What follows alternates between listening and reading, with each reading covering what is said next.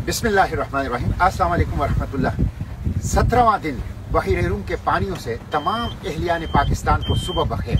गुज़िश्ता 24 घंटों से आपसे कोई राब्ता नहीं हो रहा, न ही मेरे सोशल मीडिया प्लेटफॉर्म पे कोई अपडेट्स है, इसलिए कि इसराइल के ज़ोयनिस्ट अपार्थाइड रैशिस्ट रिजीम ने मेरा मोबाइल जाम कर दिया है और मेरा मोबाइल बिल्कुल काम नहीं कर रहा। इसलिए मैं किसी राबिते में भी नहीं हूँ पाकिस्तान से और न ही कोई अपडेट्स अपने सोशल मीडिया के ऊपर डाल रहा हूँ।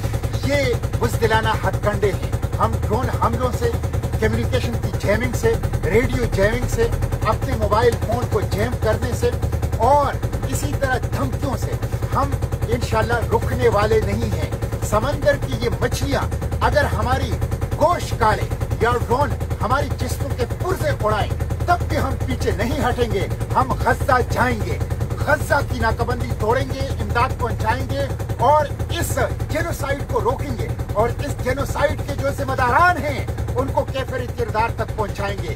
कल मेरे एक साथी ने जो मेरे साथ इस सफर में है, फ्रेंच नेशनल, उसने स्टेटस डाला था कि गज़ा में शुहदा के लाशों को वो बिल्लियां और कुत्ते खा रहे हैं और हम मुसलमान बेफिक्र बैठे हैं। हम कैसे मुसलमान हैं? हम कैसे मुसलमान हैं? हमें कोई एहसास क्यों नहीं है? हम उठते क्यों नहीं है? हम आवाज क्यों नहीं उठाते? हम कदम क्यों नहीं बढ़ाते?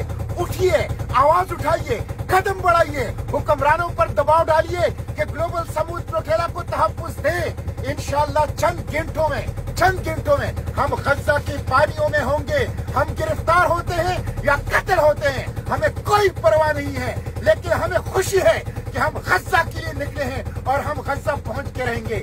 इसलिए आपसे अब कोई राब्ता नहीं होगा कि मेरा मोबाइल जैम हो चुका है, मेरा मोबाइल हैक हो चुका है।